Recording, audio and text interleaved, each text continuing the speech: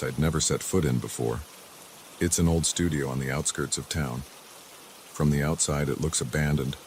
The windows are dusty, and the paint on the front door is peeling.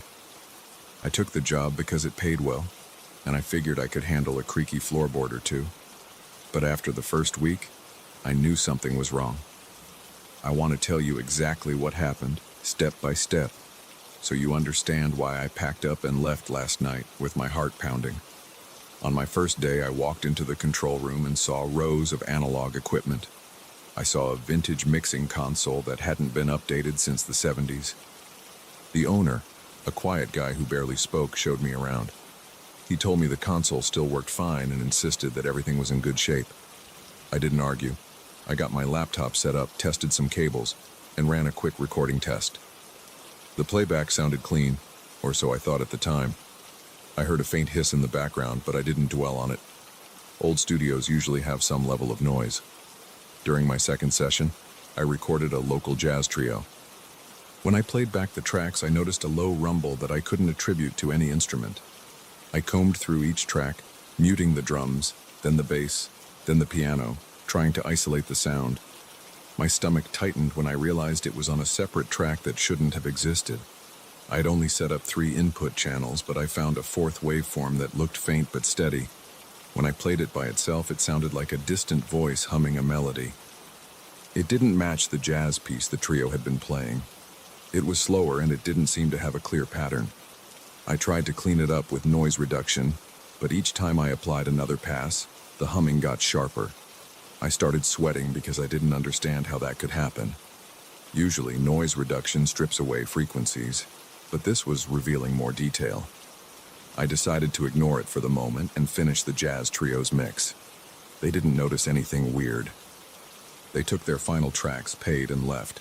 I stayed behind to do more tests. I recorded silence for 5 minutes.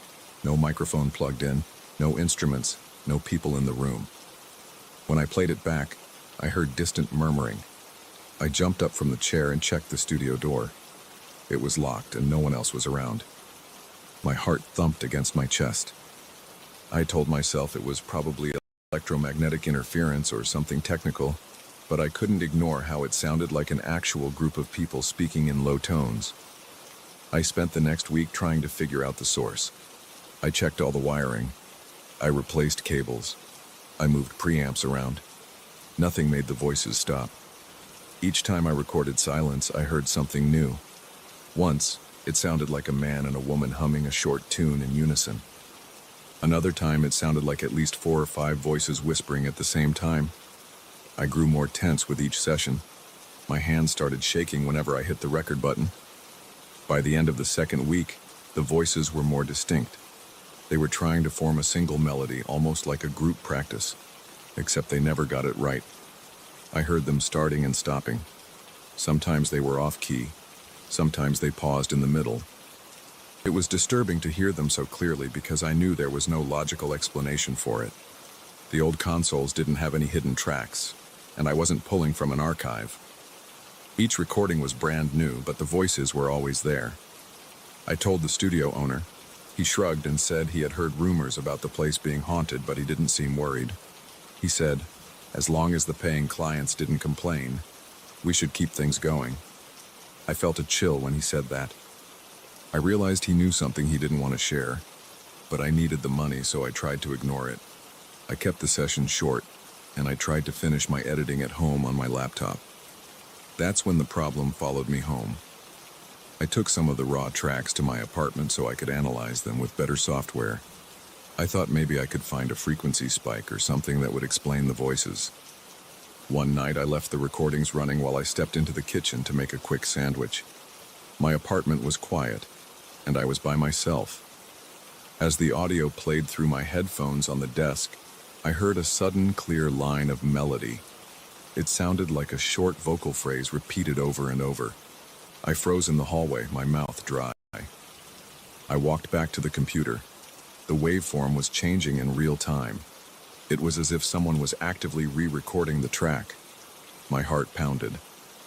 I listened closer and realized it was the same tune I'd heard in the studio, but more complete this time. Each repetition added a note or two. I shut down the computer. I didn't want to deal with it anymore that night. I tried to sleep, but my head throbbed with thoughts of those voices. I woke up covered in sweat around 3 a.m. I couldn't shake the feeling that someone was in the apartment. My door was still locked, and no one was inside. I turned on all the lights and sat on the couch until sunrise. The next morning, I tried a different approach. I recorded myself speaking into my phone, just to test if the interference could appear outside the studio files. I started by saying my name and the date, then I stopped. When I played it back, I heard my own voice, and then behind it, a faint hum that slowly grew louder. After about 10 seconds, the hum turned into a rough outline of that same melodic phrase. I stared at my phone, my skin crawling. I felt dizzy and pressed my hand against the wall to steady myself. I didn't know what else to do, so I deleted the file and put my phone on the kitchen counter. Over the following days, my anxiety got worse. I couldn't concentrate on editing. I kept looking over my shoulder, expecting to see someone behind me. My chest felt tight.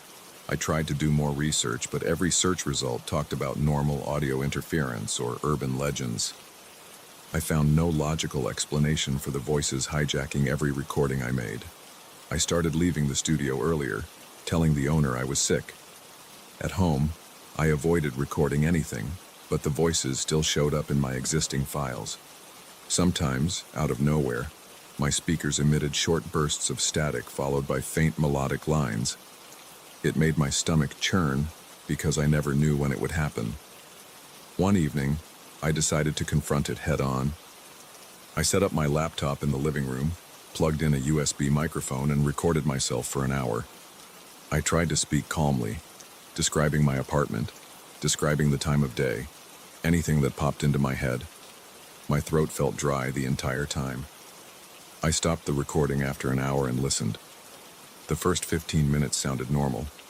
I heard my voice, the hum of my fridge, the rumble of a passing truck outside. Then around the 20-minute mark, a voice that wasn't mine faded in. It started humming that same melody, but this time it sounded almost complete. I felt a rush of cold sweat on my back.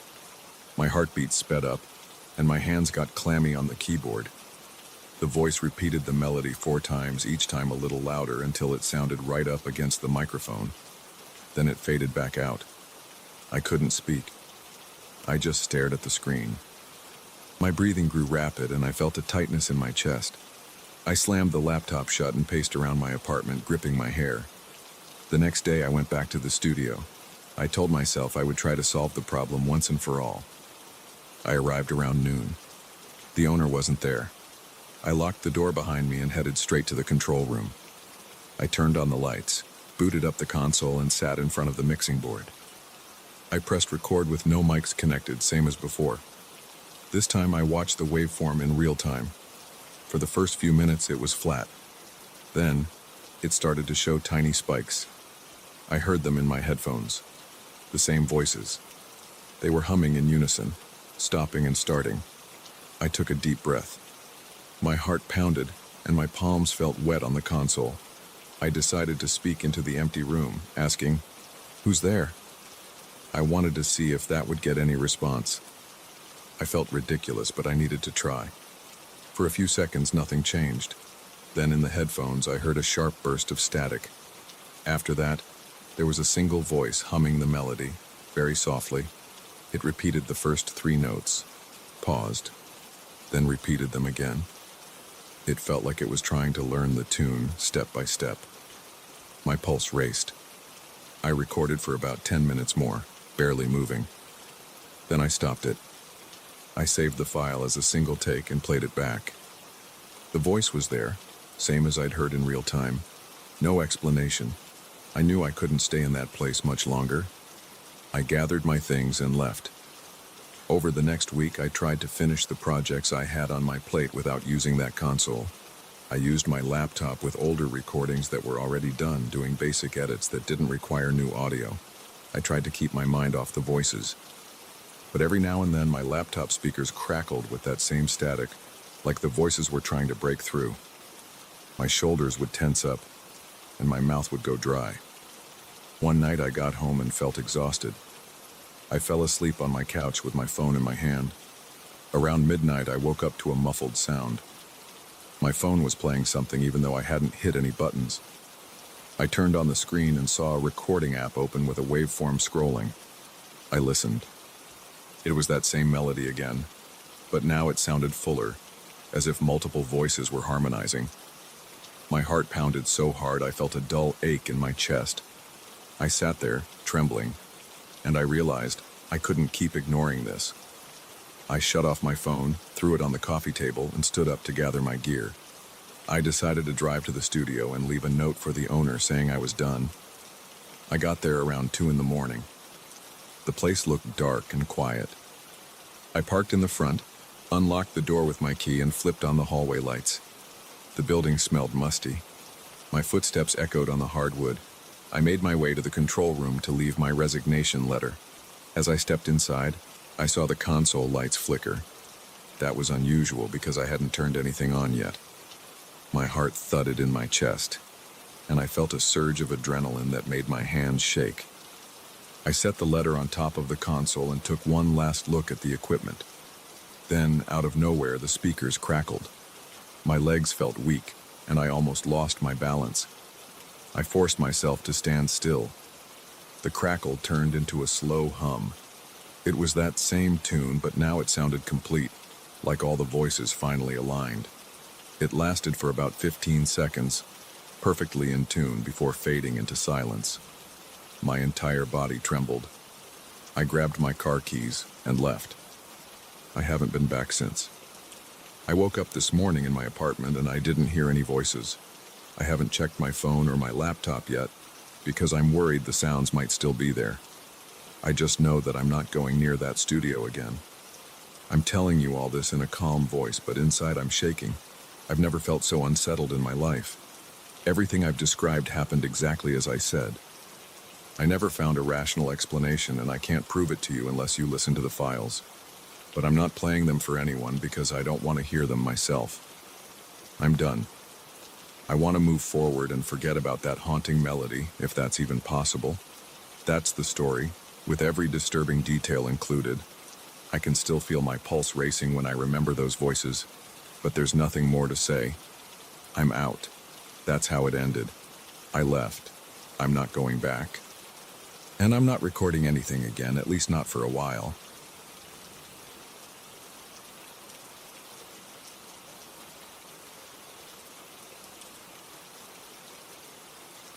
I first heard about the old mansion from a local historical society. They wanted photos for their upcoming brochure. The place was known for its ornate architecture and long-abandoned interior. I'm a professional photographer who specializes in old structures, so this sounded like a great job. I didn't expect anything strange. I didn't expect anything disturbing. I just wanted to capture the decaying grandeur of a forgotten building, but something else showed up in my pictures. Something that shouldn't have been there. I remember driving up to the mansion for the first time. The building looked huge against the gray sky. The front yard was overgrown with tall weeds, and I saw an old iron fence with rust all over it. Pieces of paint were flaking off the wooden panels near the windows. There was a chill in the air, but I figured it was just the weather. My first day on site, I focused on getting the exterior shots. I set up my tripod, adjusted the camera settings, and framed the shot so I could capture the mansion's symmetrical style. The second floor had these large windows framed by carved wooden accents. The building's stone foundation was cracked in a few places, and the porch steps looked uneven. I took about a dozen photos from different angles. Nothing unusual happened while I was there. I heard some birds in the distance and a bit of wind whistling through broken windows. That was all. When I got home, I immediately loaded the images onto my computer. I scrolled through them one by one, checking exposure, clarity, composition. Then I saw something that made my stomach twist. In every photo of the mansion's facade, there was a faint silhouette of a man standing in the second floor window. He wore an outfit that looked old-fashioned, maybe Victorian. It was a long coat with a high collar. I didn't remember seeing anyone there. The house was supposed to be abandoned. Still, sometimes squatters or curious onlookers wander into these places. I assumed it was just someone who got inside. The next day, I went back with a bit of caution in mind. I figured if someone was living there, I should ask them to stay out of my shots. The Historical Society didn't want random people in the photos. When I arrived, I noticed the main door was off its hinges. The interior was dark and smelled like mold. I called out, "Hello? Anyone here?" My voice echoed down the long hallway. No answer. The floor creaked under my feet. I peered into a few rooms on the first floor. Everything looked empty. Broken furniture lay scattered around. Torn wallpaper hung off the walls. A wet, musty odor lingered. Still, I didn't see a living soul. I went back outside and set up my tripod again. I used the same angles as before. I snapped several shots. The place looked the same, so I moved on to a few close-up details of the front porch columns and the rotting steps. Then I packed up my gear and headed home. That evening, I reviewed the new shots. My heart started beating faster when I saw the figure again. Now it looked like he was standing closer to the window glass. I could see more detail in his face. He had sunken cheeks and a kind of blank stare. I felt a pang of unease, like a rock dropping into my gut. I checked all the images side by side. In each sequence, he wasn't just there. He was inching closer to the camera. By the last photo, it looked like he was pressed right up against the window. I stayed up late trying to reason this out. Maybe it was some old trick of the light or a smudge on the lens.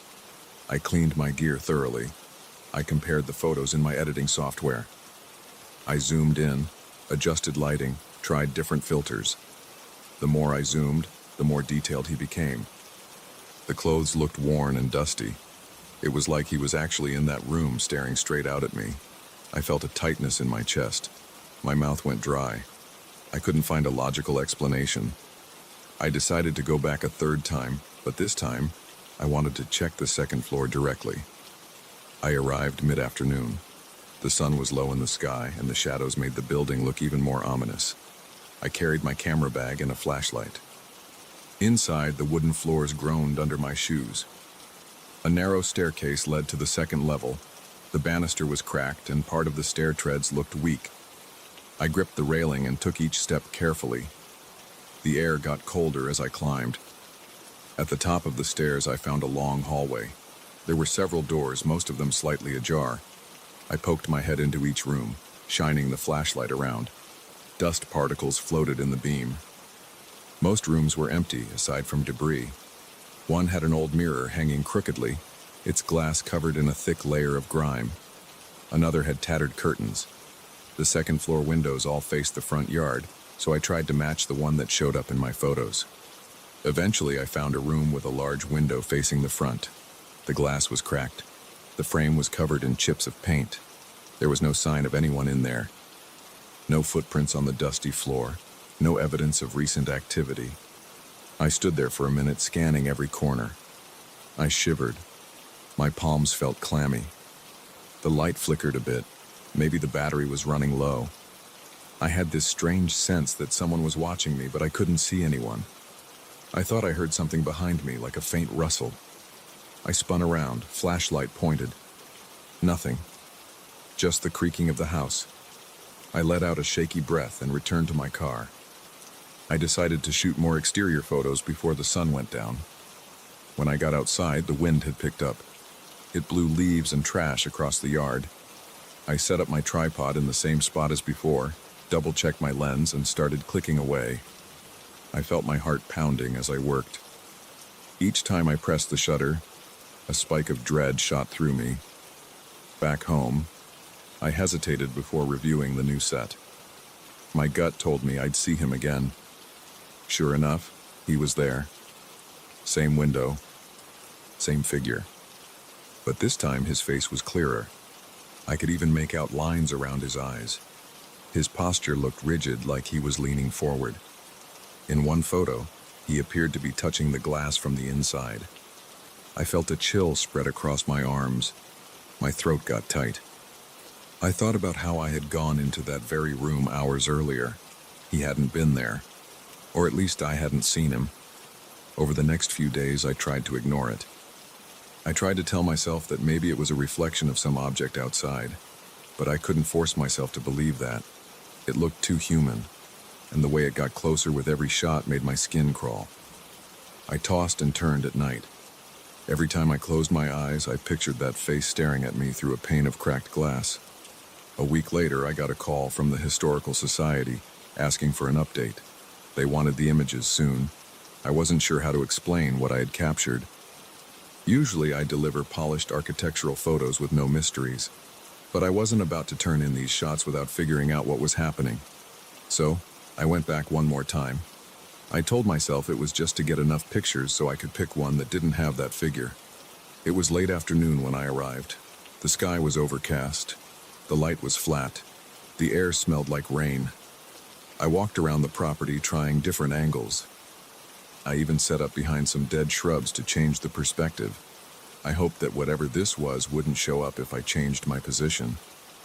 But the entire time, I felt this pressure in my chest, like I was about to see something I couldn't handle. My hands started shaking. I had to steady the camera by gripping the tripod firmly. My breathing got shallow. I wiped sweat off my forehead. I took about 50 shots, each from different spots around the yard. I didn't have the nerve to go inside again. The whole place felt charged, like the air before a thunderstorm. I kept looking at the second-floor window as I worked. Several times I thought I saw movement from inside, like a quick flicker of motion. I tried to brush it off. That night I sat down with my computer, my heart hammering in my chest. The first few images looked normal, but by the 10th one, the figure returned. This time, he was right up against the window. His hands were pressed to the glass. His eyes stared straight into the camera lens. Every shot after that showed him, but in each image, the expression on his face looked more intense.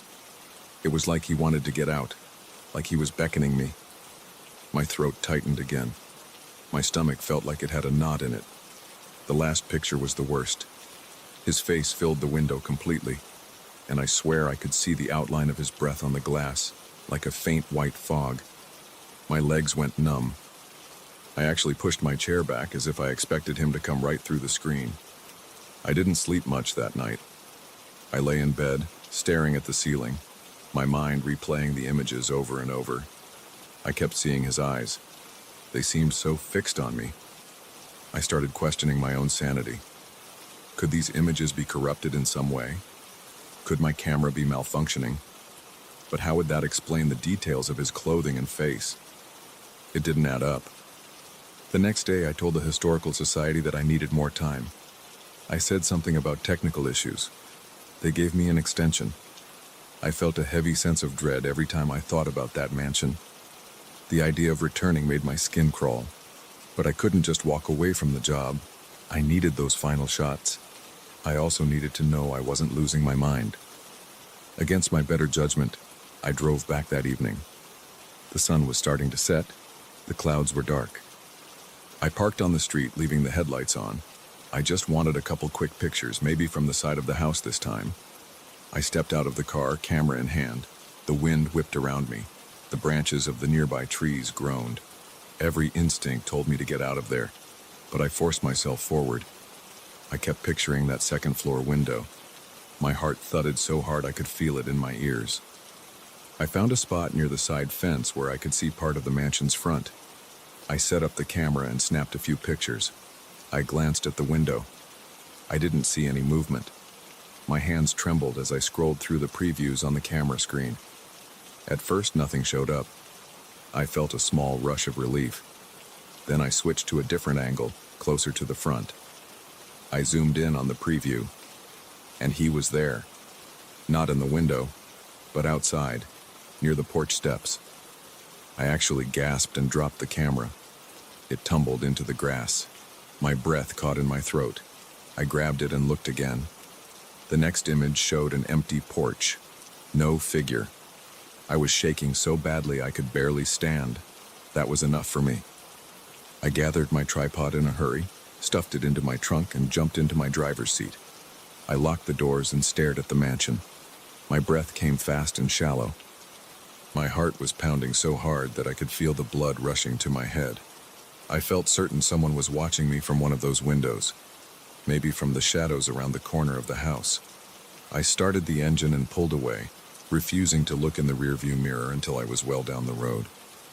When I finally got home, I backed up the new shots onto my computer. I hesitated before opening the folder. My fingers felt cold on the mouse. I looked at the last photos from the side fence. The figure was definitely there in one shot, right by the porch, wearing the same Victorian clothing, staring straight at the camera. The next shot showed only the empty porch. No sign of him at all. My breathing turned shallow again. My shoulders tensed up.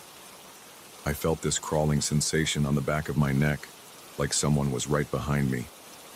I swiveled around in my chair, but the room was empty. I haven't gone back to that mansion since.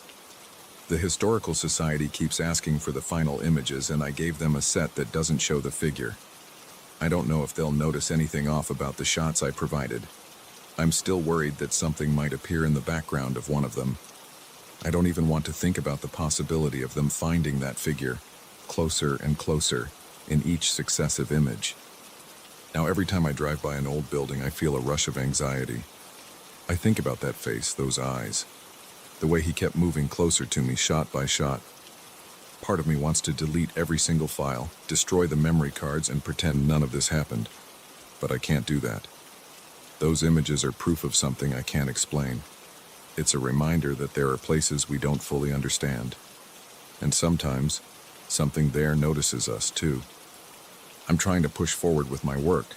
I'm focusing on less isolated properties these days. I prefer places with more foot traffic, where I won't feel so alone. But that mansion still nags at me. I think about the second floor. I think about that cracked window.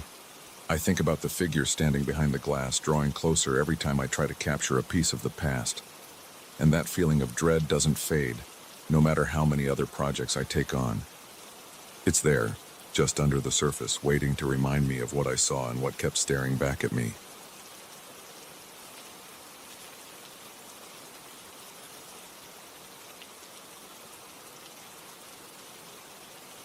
I stood at the edge of a sandy pit, sweat trickling down my forehead while the sun burned my neck. I wasn't sure if I'd found something revolutionary, or if I was just wasting my time. At that moment, I couldn't see beyond my own excitement. I never expected to see my reflection move on its own a few days later. I never expected to feel so powerless and anxious, completely alone under the desert sky. But that's exactly what happened. My name is Daniel, and I've been working as an archaeologist for most of my adult life. I've traveled to remote locations and crawled into dusty tombs more times than I can count.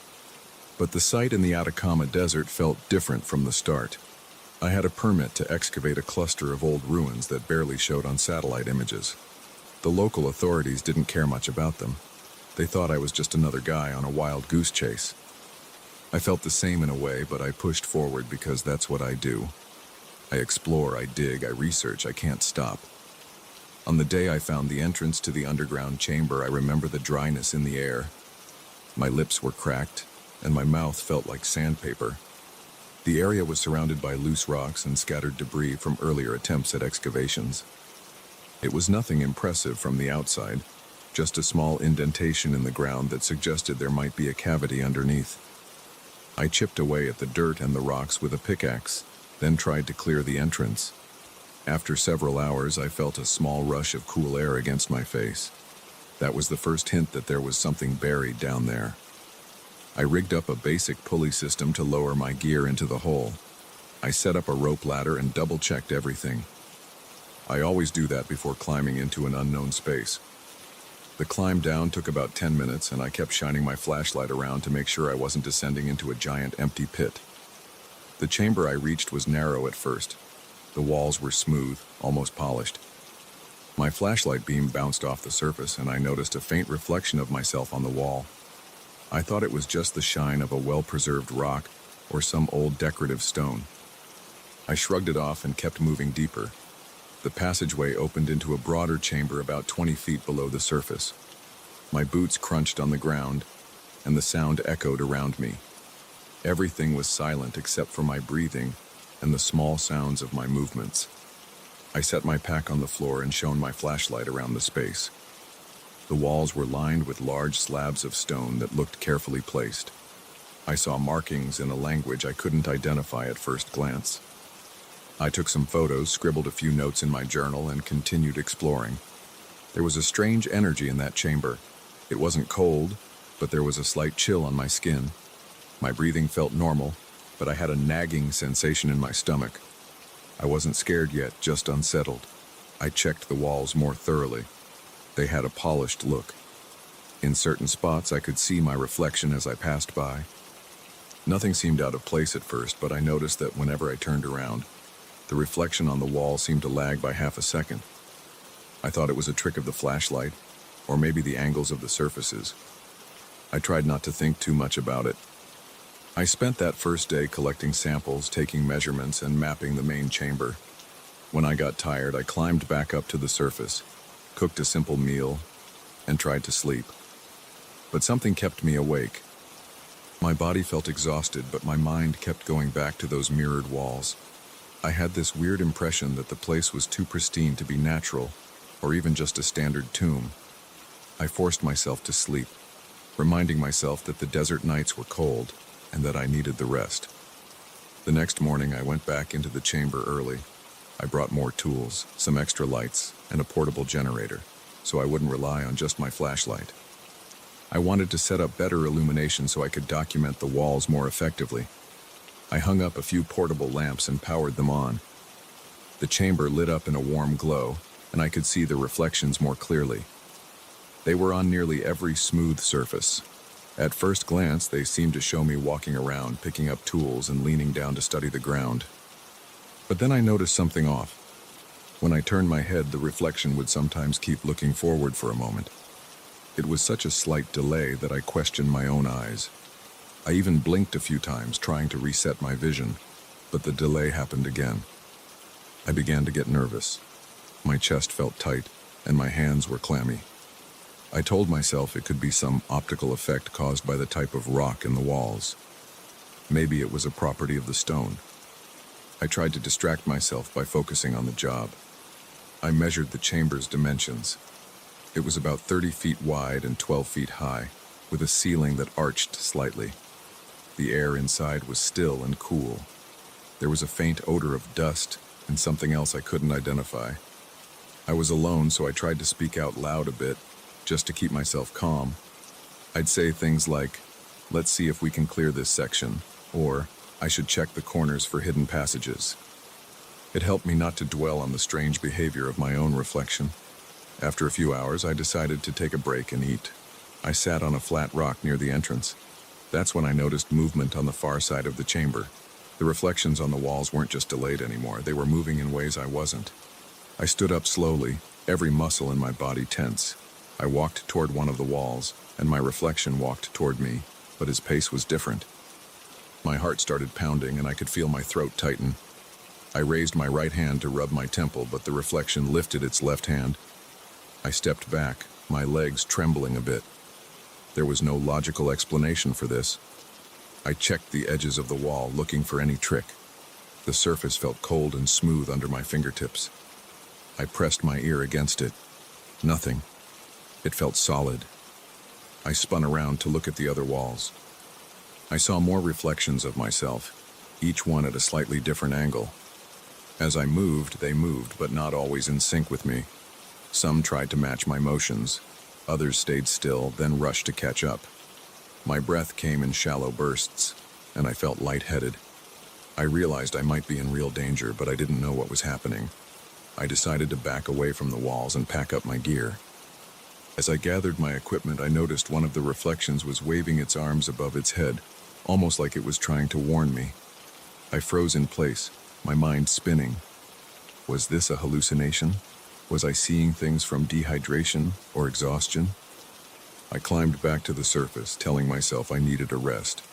That night I drank a lot of water, ate some canned food, and tried not to panic. I turned over every possibility in my head. Maybe it was some form of reflective crystal that caused illusions. Maybe my mind was playing tricks, because I was alone in the desert. But I'd never experienced anything like that before, and I'd been in worse conditions. My heart wouldn't settle. I kept thinking about those frantic gestures. The next day I tried to convince myself it would all make sense if I just examined the chamber more thoroughly. I set up a video camera on a tripod to see if I could record what was happening. The camera feed showed my movements, and in the shot, I saw the walls behind me. When I moved my arm, I could see in real time that the reflections didn't match perfectly on the camera screen. There was a moment where the reflection stayed still while I walked forward. Then it stepped forward while I was standing still. I heard my voice tremble on camera as I asked, "What the hell is going on?" My heart pounded so hard I felt it in my ears. I kept filming. About an hour later, the generator sputtered and the lights flickered. I rushed to check the fuel.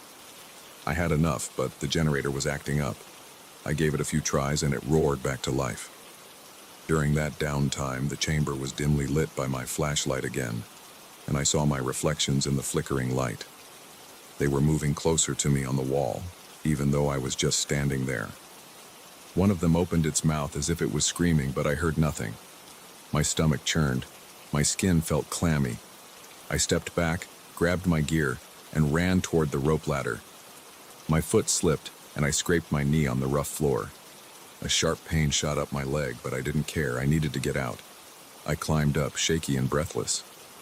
Outside, the desert sun felt brutal, but almost comforting compared to that underground space. I sat in the shade of my Jeep, pressing a wet cloth against the cut on my knee. My hands trembled and my mind was racing.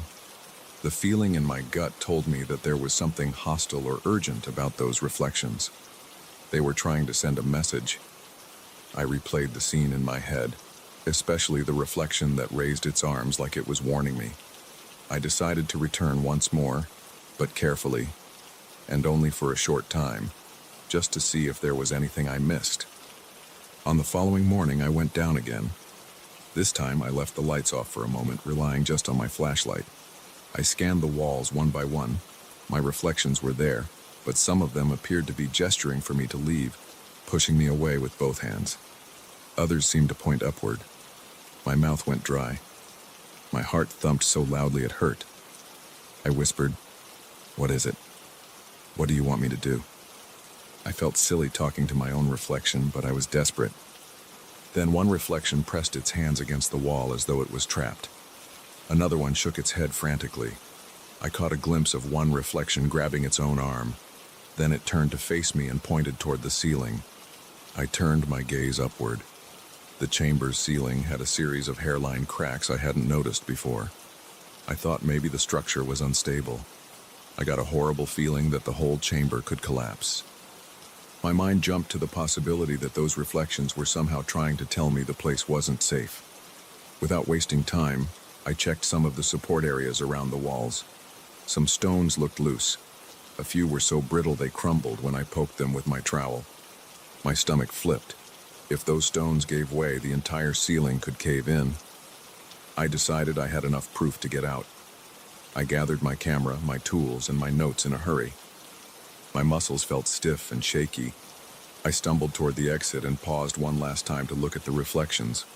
I saw them all in one line, facing me, arms raised in that same warning gesture. My hands shook as I put my foot on the first rung of the rope ladder. I climbed as fast as I could, trying to keep my breathing steady. Once I emerged on the surface, I pulled the rope ladder out and covered the entrance with a plywood board and a tarp. I didn't want anyone else accidentally stumbling in without knowing the risk. My heart was still hammering and my clothes were soaked in sweat.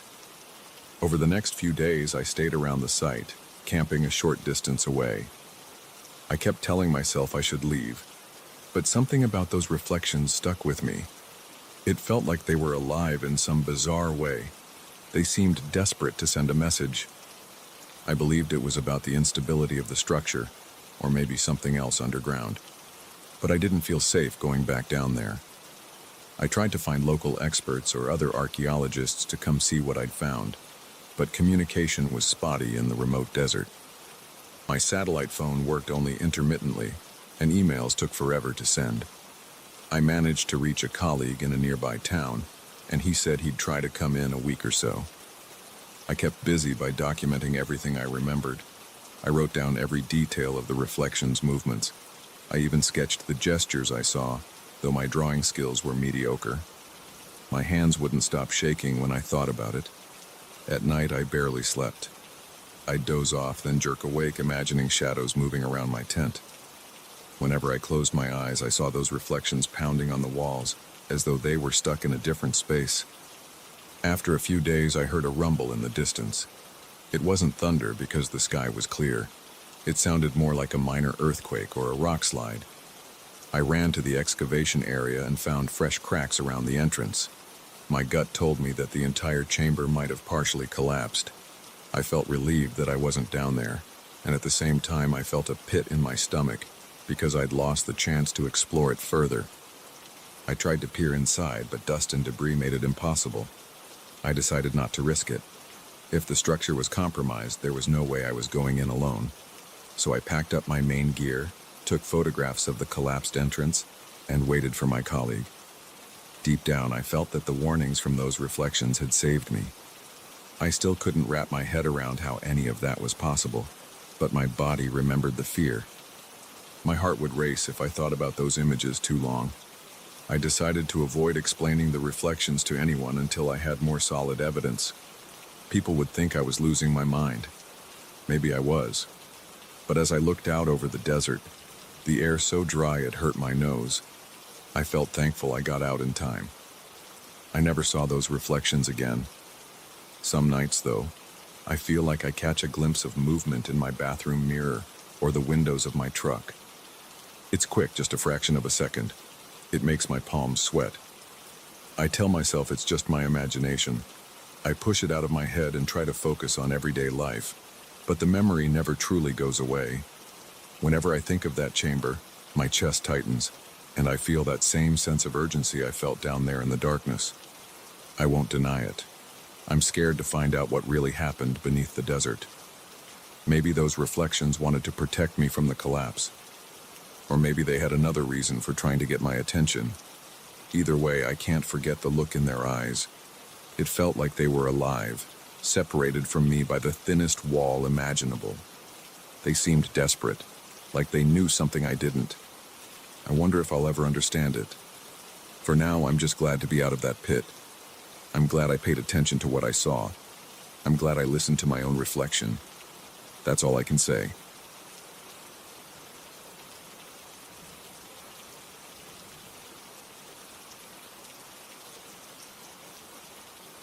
I never expected a simple inheritance to flip my life upside down.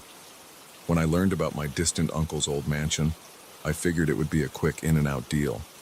I assumed I'd spend some time there, arrange the paperwork, and then sell the property. The condition was bizarre. I had to stay in the house for 30 days before I could put it on the market. I didn't think twice. It sounded like a mild inconvenience, but I was sure I could handle it. I've stayed in plenty of strange places while closing real estate deals. This one felt different from the start, though. The moment I walked inside, the air felt heavy. The wood floors creaked under my shoes, and the doors moaned on rusty hinges. Then I noticed the mirrors. Instead of showing my own reflection, I saw a man in an old-fashioned office, typing on a machine that looked older than anything I'd ever handled. That was just the first day. My name's Roger. I'm a real estate broker by trade. I've traveled all over, flipping properties and managing rentals for clients who want to invest in something old and valuable. I'm usually comfortable in dusty attics, moldy basements, and abandoned farmhouses. I know what to expect in forgotten homes. But this place was different. It felt occupied, even though I was the only living person walking around inside. When I arrived on the first day, I parked my car in the circular driveway. The yard was overgrown with weeds. A few of the hedges looked like they'd been trimmed sometime in the last decade, but not recently. The mansion itself stood 3 stories tall, with stone walls and tall windows. There was a wraparound porch with rotting boards.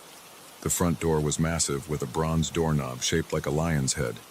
I turned the knob, stepped inside, and felt a rush of stale air. It smelled like old leather, dust, and the faint odor of mildew. I walked through the foyer and saw a grand staircase leading up. There were dark hallways on either side lined with doors. The floors creaked with every step. I dropped my bags near the front entrance. My plan was to pick a bedroom on the second floor and stay there while I did a quick inspection of the property. I wasn't scared then. I just thought this would be another weird old house that needed some upgrades. But something changed when I noticed the mirrors. There was a large mirror in the foyer, probably about 6 feet tall with a heavy gold frame. I looked at it. Instead of my own face, I saw the outline of a man wearing suspenders and a fedora. He was sitting at a desk in what looked like a 1920s office. I could see a green banker's lamp on the desk, a typewriter, and stacks of paper. The man was typing. He never looked up. I blinked a few times. I figured I was overtired or stressed out. But when I stepped closer, it didn't go away. It was still there, like I was watching a scene from another time. I touched the mirror's surface. It felt solid and cool. I heard a faint clacking sound, like keys on a typewriter. Then I jumped back, startled by my own reaction. I stared at the mirror for a few more seconds. The man kept typing. I walked into the living room trying to shake off the weird feeling. There was another mirror there, above the fireplace. This one was smaller, rectangular, and dusty. I wiped the surface with my sleeve, peering in. I saw the same scene, the same office, the same man typing away. I stepped back, heart pounding, and swallowed hard. I tried to tell myself it was a reflection from somewhere else in the house, maybe a strange optical trick. But deep down, I knew that made no sense. The furniture behind him didn't match anything I'd seen in the mansion. It looked like it was from another time. I went upstairs to pick a room. The second-floor hallway was dark. The light switch near the stairs did nothing. I opened a few doors looking for a comfortable bedroom. The furniture was covered in sheets. Dust floated in the air and my nose tickled. I finally found one bedroom with a decent bed frame and a mattress that didn't look too lumpy. I dropped my bags on the floor and checked the adjoining bathroom. The plumbing made loud groans when I turned on the faucet, but at least water came out. It looked rusty at first, then ran clearer after a few seconds. I splashed water on my face. It felt cold and it woke me up a bit. I looked up at the bathroom mirror. Same scene. The man typed, completely focused on his work. I felt an uneasy shiver crawl up my spine. I decided to ignore it for now and went back to the hallway. I wanted to open all the doors to get a sense of the place. Some rooms were locked, but most opened without trouble. One room looked like a library. It was filled with bookshelves and dusty tomes. There were comfortable chairs and a large desk. No modern devices at all. Another room had old portraits on the walls. I recognized one of the portraits as my distant uncle, based on photos I'd seen. He wore an old-fashioned suit and his eyes seemed to follow me as I moved across the room. I spent the rest of the afternoon exploring. The third floor had a few guest rooms and a large storage area. I found a locked door at the end of a narrow hallway. The doorknob wouldn't budge and I decided not to force it yet. I wasn't sure what I'd find inside. I figured I had 30 days to figure everything out. That night, I cooked a quick dinner in the outdated kitchen. The gas stove worked, though it hissed loudly when I turned the knob. The refrigerator was ancient, but I had brought a cooler with some basic supplies, so I didn't rely on it. I sat at the dining table, chewing on a sandwich. The only sounds were the faint ticking of a grandfather clock in the hallway and the occasional groan of the house settling. I went to sleep early. It was a restless night. I heard creaks, taps, and a few soft thumps. Each time, I jolted awake. My heart pounded. I kept turning on my flashlight and pointing it around the room, expecting to see someone standing by the window or in the corner. There was never anyone there. The mirrors in the bedroom and bathroom stayed covered by sheets. I couldn't stand seeing that same typing man again. The second day, I woke up feeling stiff. My back ached from the old mattress. I got dressed and went downstairs thinking I'd look for some coffee. As I passed the foyer, I noticed pieces of paper on the floor. They looked yellowed like old parchment. I picked one up. There were typed words on it, in black ink. The text read, like a journal entry. It described a person discovering a hidden room in the mansion. The text referred to complicated plans for a device. My eyes scanned the words quickly. It said something about harnessing energy from the house's structure. I couldn't understand the details, but it was clear that whoever typed this was obsessed with the mansion's design. I gathered the pages and placed them on a side table. I wondered if they had fallen from an upstairs closet, but they looked freshly typed, not like they'd been sitting around for decades. I remembered the man in the mirrors. Was he the one typing these pages? It made no logical sense, but I couldn't explain it any other way. I checked the mirrors again. He was still there, typing. I knocked on the glass a few times, feeling stupid. He didn't react. He never seemed to look up or change pace. That day I searched the mansion more thoroughly. I opened every unlocked cabinet, looked behind shelves, and peered into closets. I found old clothes, letters, and some dusty antiques. I started to get a sense of the house's layout. The rooms were arranged in a strange pattern, almost like a maze. Some doors connected in odd ways, leading me in circles. Late in the afternoon, I found a small door tucked behind a large tapestry in the library. It led to a narrow staircase going down. I followed it carefully, shining my flashlight on each step. The stairs creaked and felt a bit unstable, but I made it to the bottom. There was a small room with stone walls. It smelled damp. I saw shelves filled with old notebooks, glass beakers, and metal parts that looked like they belonged in a workshop. There was a workbench in the corner. On it, I found a half-assembled machine. It had gears, switches, and wires. It reminded me of a large mechanical device from an old lab, but I couldn't tell what it did. I heard a faint scraping noise. It sounded like metal against stone. I turned around, heart thudding in my chest. Nothing was there. I stood still for a few moments, listening. The only sound was the drip of water somewhere in the corner. I felt a chill crawl over my arms. I backed out of the room and closed the door behind me, deciding it was better to come back another time. Every morning I found more pages scattered around the house. I started collecting them in a folder. They told a story of a man who built the mansion with a specific goal, to capture some kind of energy from the people who lived there. The text didn't explain how. It only described an experiment that involved focusing on reflective surfaces. The pages mentioned the word mirrors many times. They also described plans for a device that would direct some force toward a hidden chamber in the mansion. I felt uncomfortable reading this.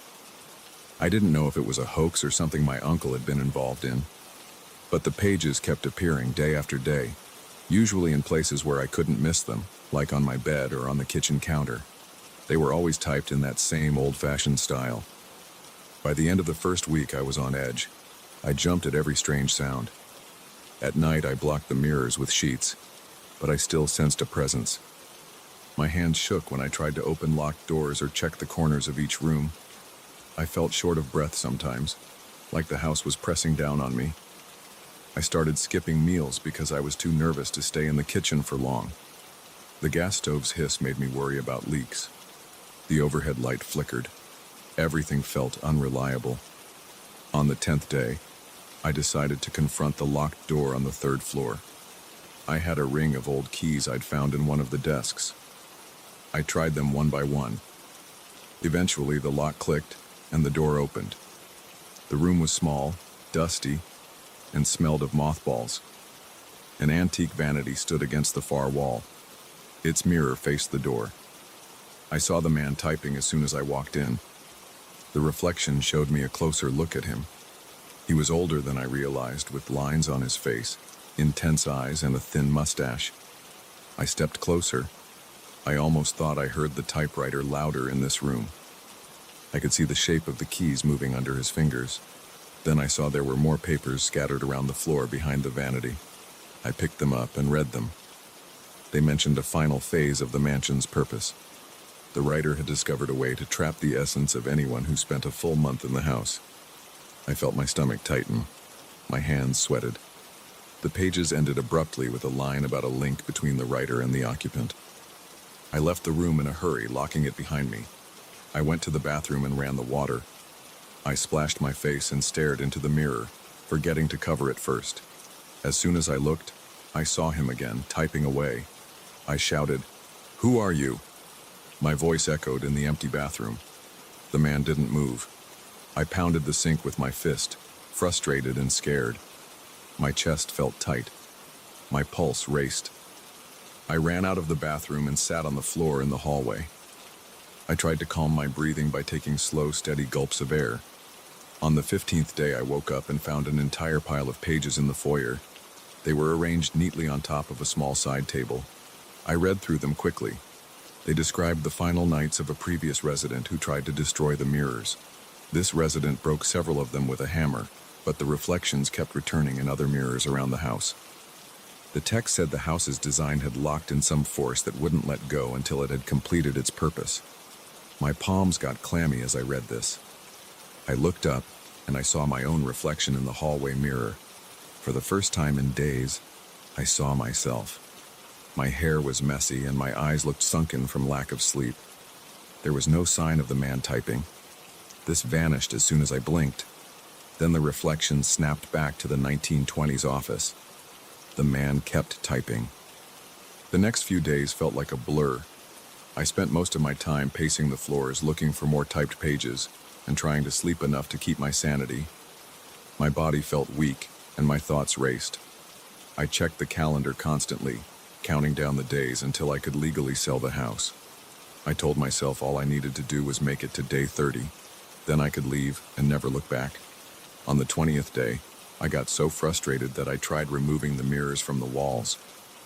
I took them down, carried them to the garage and covered them with blankets. But when I turned around, the reflection was still visible in other shiny surfaces like windows and even the polished metal of the doorknobs. I couldn't escape it. I felt trapped. On the 25th day, I tried spending as much time outside the house as possible. I'd walk the grounds, check the yard, and look for anything to keep me out of those halls. But the reflection followed me in windows, car mirrors, anything reflective. I even saw that man typing in a puddle of rainwater on the driveway. That night, I barely slept. I heard the house groan and felt the floor vibrate once or twice, like something was shifting underneath. On the 30th day, I woke up before sunrise. My body ached. My head hurt. I walked around searching for any final pages. Sure enough, I found a few in the kitchen. They described how the occupant had to comply with the house's timeline. They said that on the final night, the occupant would see the office empty and the typewriter would stop. That would signal the completion of the cycle. I realized I hadn't looked at a mirror yet that morning, so I lifted the sheet off the mirror near the kitchen. The office was empty. The typewriter sat on the desk with a blank page. No man in sight. I felt a surge of relief. I hurried to gather my things, ready to leave as soon as the 30 days were up. I loaded my car and closed the front door behind me, turning the large key in the lock. As I walked toward my car, I glanced at the side mirror. I saw only my reflection. I felt a wave of relief. I got in the driver's seat and started the engine. My hands were still shaking, but I felt a strange calm. I left the mansion behind me, determined to sell it as soon as I had a buyer. That's the end of my time in that place. I still don't understand exactly what happened. I'm not sure if I want to. I followed the instructions in my uncle's will. I stayed the full 30 days. Now I can put the mansion up for sale. I just won't mention the mirrors. I won't mention the pages or the typing man. If someone else wants that property, I'll let them discover its secrets on their own. All I know is that when I look at my bathroom mirror at home, I see my own face staring back at me. That's enough for me. I don't want any more surprises.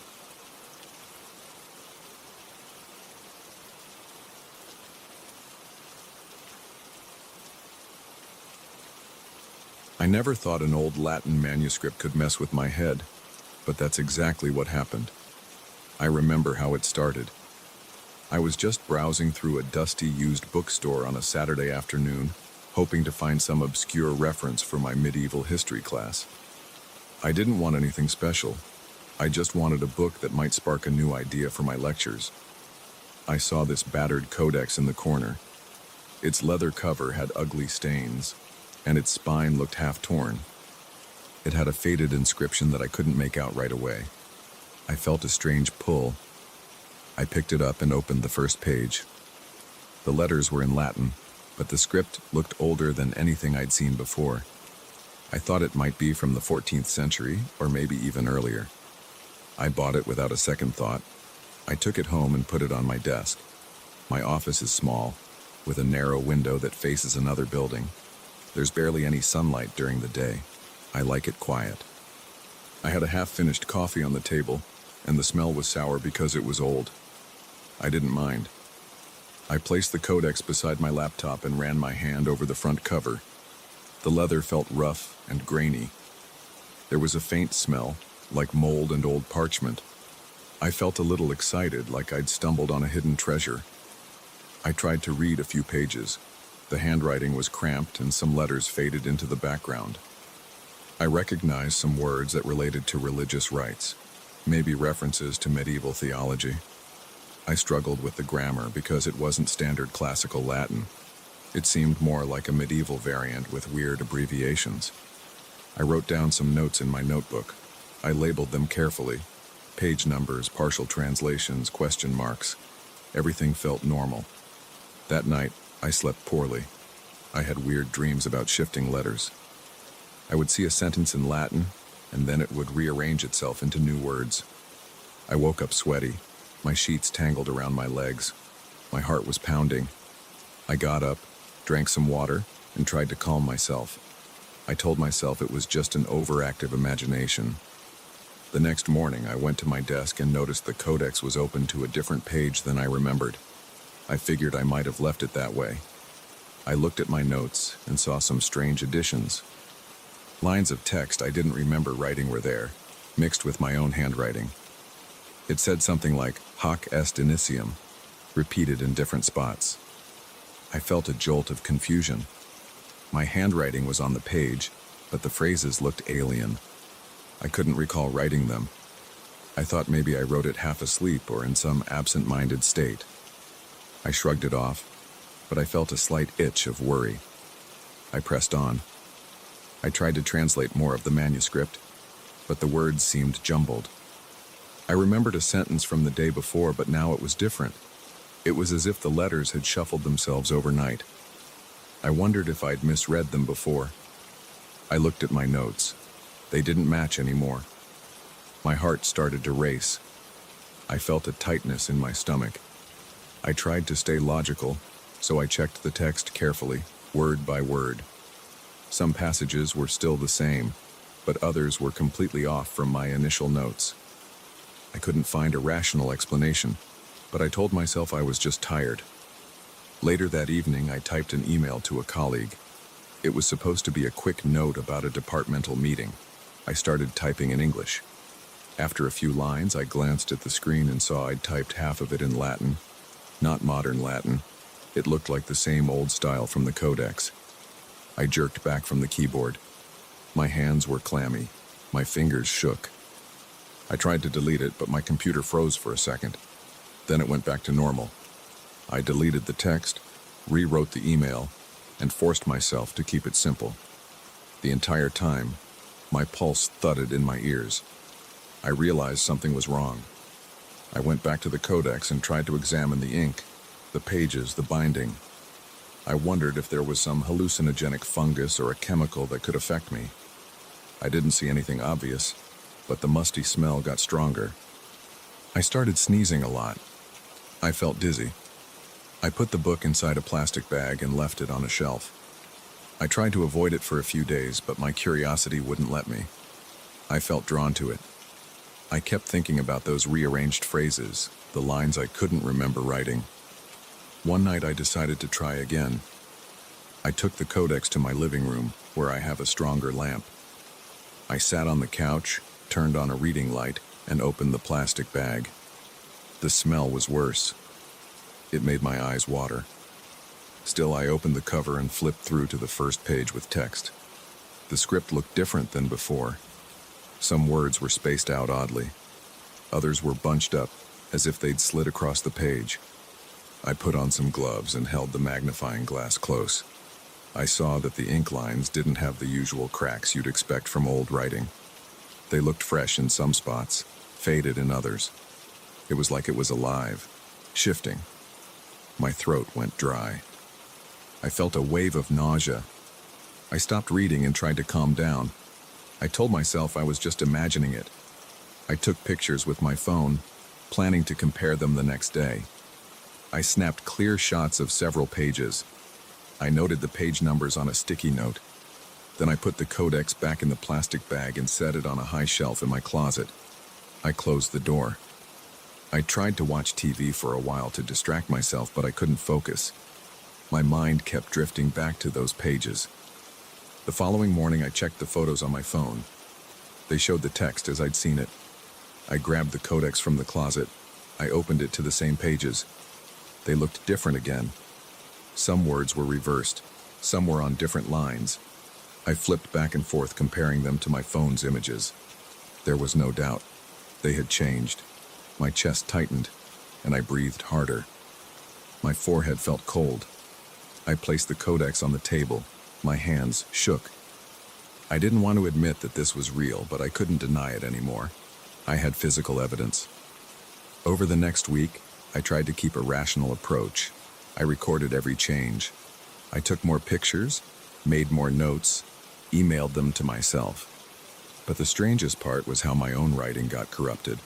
I'd open my notebook and see lines of medieval Latin sprinkled among my normal English notes. I didn't remember writing them. Some nights I'd wake up at 3 in the morning and find myself at the desk, the codex open in front of me. I never remembered getting out of bed. I'd see fresh notations in the margins. My handwriting, but words that made no sense to me in the moment. I started having trouble communicating.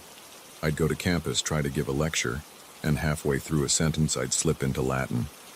My students looked confused. I'd catch myself and switch back, but I felt disoriented. My department chair asked if I was feeling all right. I lied and said I was just dealing with a cold. I tried to speak slower, choose simpler words, keep everything straightforward. I felt a constant tension in my throat, like I was on the verge of losing control. I also noticed my typing changed. Text messages to friends had random Latin phrases. I'd send a message about meeting for coffee, and it would come out with veniam cito at the end.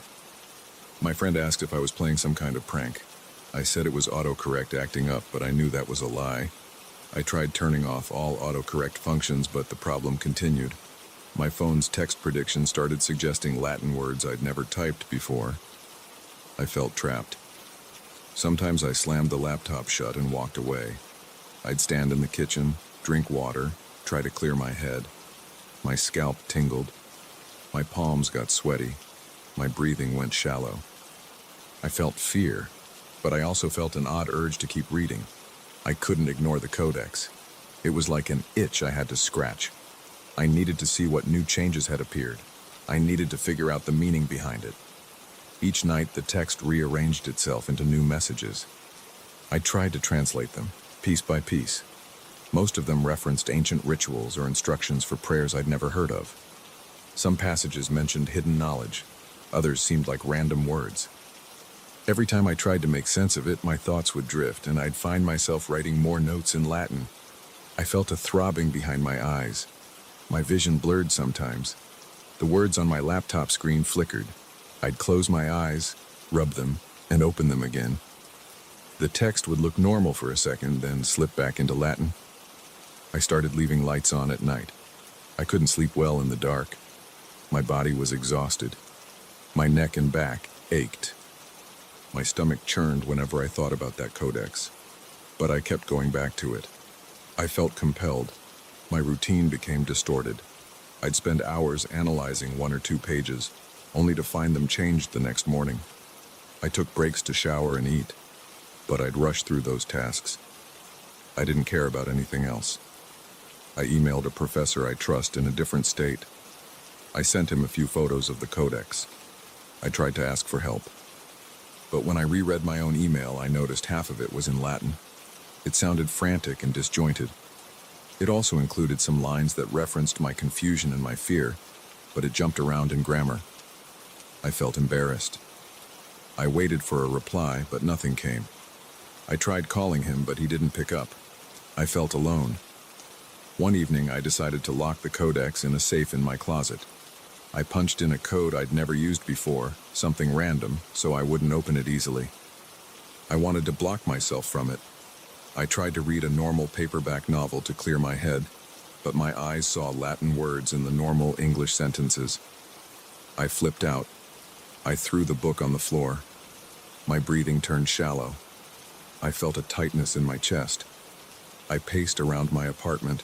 I checked my phone and all my notifications displayed in normal English, but I still read them as Latin. My head pounded. I put the phone down. I opened the fridge, grabbed a bottle of water, and tried to drink. My hands trembled so much I spilled half of it on the floor. I wiped the spill with a towel, then decided to turn on some music. I needed noise. My apartment felt too quiet. I sat on the couch, stared at the blank TV screen for a while, and breathed slowly. My heart pounded against my ribs. After an hour, I calmed down enough to feel a bit tired. I went to bed, leaving the codex locked away. In the middle of the night, I jerked awake. My throat was dry. My head pounded. I realized I was sitting at my desk, my hands on the keyboard. My laptop screen showed a document filled with Latin text. My arms felt stiff, as if I'd been typing for hours. I looked at the clock. It was 3:47 a.m. I had no idea how I got there. The safe was open. The codex was on the desk, too. My stomach twisted in knots. I felt a cold sweat on my forehead. I slammed the codex shut and shoved it aside. I typed random letters on the keyboard, trying to see if the laptop was stuck in some weird mode. It typed in English just fine, but the document was still there, lines and lines of medieval Latin. My name was at the top, typed in bold letters. I had no memory of creating that file. I printed a page from the document.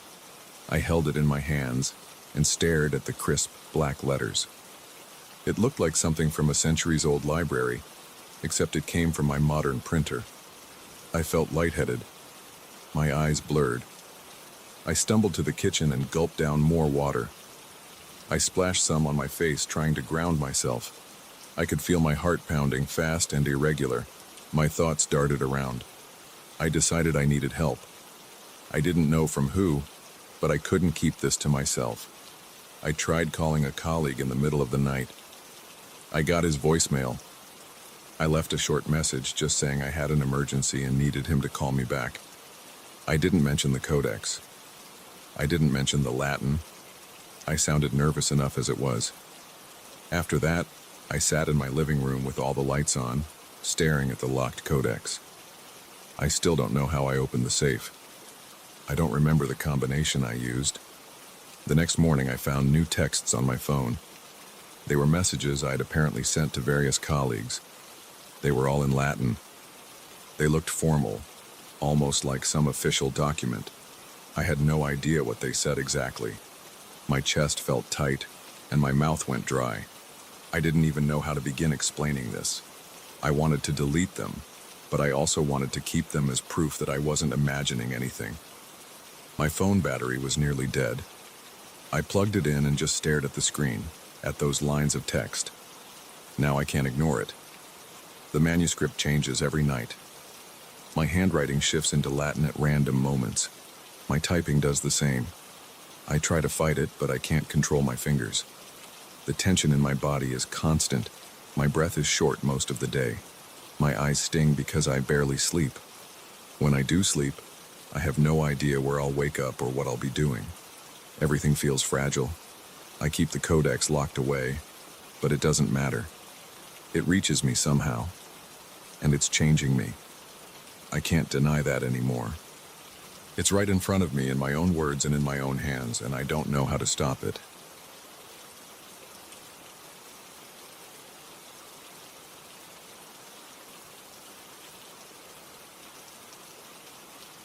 I first noticed something off during my third week on the job. I work as a night guard at a small art museum downtown. It's usually quiet. I spend most of my shift walking up and down halls, checking doors, making sure no one breaks in. But one night, around 2 a.m, I saw a painting that seemed different. I was doing my normal round, shining my flashlight on the frames, and I could have sworn the person in the portrait was facing the wrong way. It was a painting of a man in an old military uniform, and I remember seeing him at orientation. He was turned to the left in the painting, but now he was turned to the right. I shook my head and told myself I was tired. I kept walking. The next night, I tried to ignore it. Everything looked normal in the hallway, but halfway through my shift, I got this feeling in my gut. I can't describe it well except to say it felt like someone was watching me. When I turned around, the painting of that old soldier was in its usual spot, but there was something about the soldier's eyes that felt more intense. I leaned in. My flashlight hit his face. His eyes didn't move, but I still got the sense he was staring right at me, like there was a real person behind the canvas. I checked the label under the frame and read it again. Nothing seemed out of place, except that the night before, I knew his posture had been off. But now he looked exactly like I remembered from orientation. I tried to rationalize it. I told myself that maybe I'd just been mistaken, or maybe it was a different painting with a similar figure. But the next night, I paid extra attention to the entire hallway. That's when I noticed an even stranger detail. In a big painting of a formal banquet scene, there was a woman in a black dress who wasn't in the same spot as before. She'd been seated at the far right table, and now she was closer to the center. I double-checked the other figures around her. They were all in a slightly different arrangement. The man with the red sash used to be behind her, and now he was to her left. It made no sense. Paintings don't just rearrange themselves. I tried to keep my cool. I did my routine. I locked the doors, walked through each gallery, and fought the urge to keep staring at the paintings. My stomach twisted whenever I got near them, though. Something felt wrong in that hallway. Then I thought I heard a soft shuffle behind me. I turned quickly, but there was nothing there. I kept hearing it whenever I passed near those suspicious paintings. Just a slight rustle like clothes brushing together. It made my hair stand on end. On my fourth week, I decided I needed solid proof. I brought my phone with me on my rounds and took quick photos of a few paintings. I wanted to compare them the next night. When I came back the following evening, I looked at the painting of the banquet scene. The woman in black was even closer to the center now, and the red-sashed man was standing next to her chair. I flipped open my phone to compare the photo from the night before. It confirmed I wasn't imagining things. The positions were changing, and I had pictures to prove it. I stood there, my heart pounding, trying to think of how to deal with this. My first instinct was to tell someone, but it was 3 a.m. and I didn't have many options. I decided I'd show my supervisor during daytime hours, but I also felt uneasy about revealing what I knew. Part of me was worried I'd get fired for sounding crazy. That same night, I noticed something else. There was a big glass display case in the lobby that held some older sculptures. When I walked past it, I caught a glimpse of my reflection, but it didn't look right. My reflection was at an odd angle. My body was facing forward in reality, but in the glass, I looked slightly turned. At first, I laughed at myself, figuring it was just some distortion or weird glare from the overhead light. But the next time I passed by that glass, I saw more than just my reflection. I saw the outline of the museum's hallway, but it looked darker. The walls in the reflection had a different set of paintings. And then I saw a shape move behind me in that reflection, something that wasn't there in the real hallway. I froze. My pulse hammered in my ears. I took a step closer. The reflection didn't match reality. It was like looking into a parallel corridor with the same general layout but different paintings on the walls. Instead of the modern art pieces, I saw older portraits, and one of them was that old soldier. I recognized his face, but it was on a smaller canvas. Then I leaned even closer, and I noticed I could see the soldier's hand flexing, like a real hand moving under a thick glove. I blinked hard to make sure I wasn't hallucinating. The soldier's hand in the reflection moved again. I felt a chill spread across my shoulders. I panicked and backed away. I paced around the lobby for a minute, trying to calm down. My mind was racing. I couldn't ignore this anymore. I needed to figure out what was going on. I walked back to the glass case, stared at my reflection, and reached out. My fingers touched the cool surface of the glass. I tapped it. It sounded solid, but as I moved my hand slowly over it, the reflection shifted. It looked like there was a ripple, almost like water near the bottom edge. I crouched and touched that spot. My hand sank through the glass. It was the strangest sensation. My eyes saw a solid surface, but my hand felt a soft, cool resistance, like sticking my hand into thick gel. My chest tightened and my breathing got shaky. I pulled my hand back in a rush. My skin was dry. There was no trace of anything on it. I felt a pounding in my temples. My mind screamed at me to walk away, but I couldn't. I had to know what would happen if I went all the way in. I glanced around the lobby, making sure no one else was there. It was past midnight, so of course I was alone. I looked back at that ripple, put my hand on it again, and pushed forward. My hand disappeared up to the wrist. My arm felt cool, almost numb, but I didn't feel pain. So I took a deep breath, squeezed my eyes shut, and stepped through the glass. I felt a rush of cold air slide over me. My stomach dropped like I was on a roller coaster. When I opened my eyes, I realized I was standing in that parallel corridor. The lights were dim, and everything around me felt thicker. The air smelled like old fabric and paint. My footsteps sounded hollow, like I was walking on an old wooden floor, even though I could see the museum's marble tiles. I stood in front of another painting, the one with the old soldier. He was right there, and for a moment I thought he was breathing.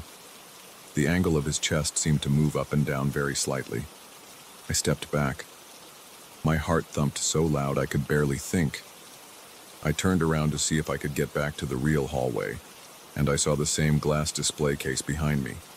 I could see my real-world reflection in it, slightly distorted. I felt sweat rolling down my sides. I needed to leave, so I did. I walked back through the glass, and the moment I emerged, I almost fell forward. My muscles felt heavy, and I grabbed the edge of the case to steady myself. I noticed that the museum felt different. The air was cooler, and the overhead lights flickered for a second. Then I heard a soft scrape behind me. My nerves went on edge. I spun around, shining my flashlight into the corridor. For a second, I saw a figure move around the corner. It looked like someone in a long coat. I moved after it, calling out, "Hello?" But there was no response. When I reached the corner, the corridor was empty. A light overhead buzzed. My pulse was still racing. For the rest of the shift, I couldn't shake the feeling that I was being followed. I kept hearing footsteps. I turned the corner a few times, trying to catch whoever it was, but I found nothing. I checked all the doors to make sure they were locked. Nothing was out of place. But the sense that someone was in there with me never went away. In the morning, I clocked out and went home. I spent the entire day trying to decide if I should quit. My nerves were shot. My hands wouldn't stop trembling, and I felt nauseous every time I closed my eyes. But a part of me couldn't let go of that experience. I needed answers, so I went back to work the next night. The moment I walked in, I saw that the paintings were changed again. The soldier painting was missing from its original spot. In its place was a blank canvas with faint outlines of a uniform. It was like the soldier had stepped out. My stomach clenched. I hurried to the big banquet scene. The woman in black was gone too. Several other figures in that painting were in different spots, and one chair was empty. I went straight to the lobby and stared at the glass display case. My reflection looked normal now. No strange corridor behind me. I tapped the surface in different spots, but it felt solid. I couldn't push through. Confused, I walked around for a while, looking for any sign of the missing figures. That's when I saw movement near one of the sculpture halls. I turned my flashlight, and sure enough, I spotted the soldier in the distance. It was the same old military uniform, but now it looked like worn fabric instead of paint. He moved quickly around a corner, and I chased after him. I caught a glimpse of him near an exit door. He had a stern face, and he seemed tense, like he was on guard duty. He looked over his shoulder at me, then disappeared through the door. I rushed to the door, thinking I'd catch him outside. But when I opened it, the parking lot was empty. The night air was cold, and I stood there feeling lost. I closed the door and stepped back inside. My nerves were on edge. and I didn't have a clue what to do. I walked around the museum's perimeter, trying to find him, but he was gone. An hour later, I heard soft footsteps upstairs. My legs felt heavy as I climbed the staircase. At the top, near the modern art section, I found the woman in black standing by a window. She didn't look at me. She was staring at the city lights, almost like she was seeing them for the first time. She reached out and touched the glass. I heard a slight squeak as her glove rubbed against it. She was solid and real. Her dress made a faint rustling sound when she moved. I didn't know what to say, but I tried to speak. "Ma'am, you're not supposed to be here," I muttered, my mouth dry. She turned around and her eyes met mine. She looked more shocked than afraid, like she couldn't believe I was talking to her. She took a slow step backward, turned, and walked away. I followed, calling after her, but she disappeared through a staff-only door. When I opened it, the hallway beyond was empty. I felt sweat prickling my forehead. My head throbbed. The rest of the night was a blur. I saw occasional movement out of the corner of my eye, but whenever I turned, I didn't see any of them. It was clear these figures had escaped from their paintings. I also had this gut feeling that each time I stepped through that glass, I let someone else out. That was my guess, and I hated how helpless it made me feel. I spent the next few nights trying to fix it. I'd circle the museum looking for any sign that the glass might let me back in. I thought maybe I could go inside again and somehow bring them back. But the display case stayed firm. There was no ripple. I tried tapping it the same way as before. I tried focusing on my reflection. Nothing worked. Meanwhile, I kept spotting figures roaming in distant corridors. They didn't bother me, but they seemed lost, or maybe curious. I saw a woman in a white lace dress examining a sculpture of a horse. I saw a man in a dark coat standing near the cafe, looking at the vending machines like he was trying to figure out how they worked. One night I almost cornered the soldier in the main lobby, but he slipped away. I was starting to think they weren't hostile. They didn't seem aggressive. They just seemed like they didn't belong. I wanted to ask them what they wanted, but I couldn't get close enough. And I sure wasn't going to call the cops or anything. How would I explain that? Eventually, I tried an experiment. I stood in front of the display case and looked at my reflection. I said out loud, "I want to come in. I won't hurt anyone." My voice trembled. I felt stupid talking to my own reflection, but I kept trying. On the fifth attempt, the glass rippled at the bottom again, just for a split second. I quickly shoved my hand through and forced myself inside. The cold sensation came back and I stepped into that strange corridor again. I looked around. The paintings on the walls were half finished. Some of the colors looked muted. A door at the far end was open, letting in a dim light.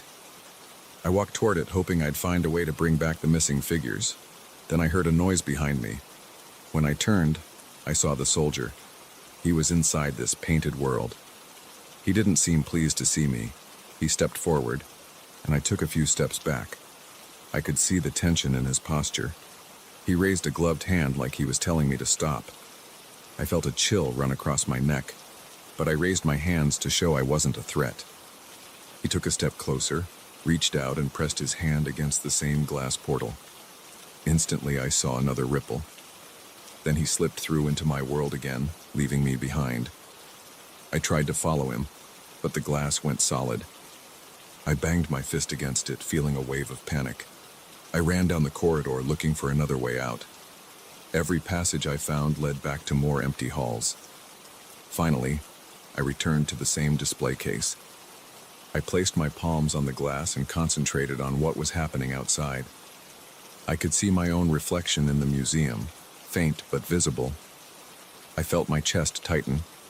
I closed my eyes and thought about stepping back through. At first, it didn't work. I was trapped in that silent space. Then, with one final push, I forced my body forward, and I tumbled through. I landed on the lobby floor in a heap.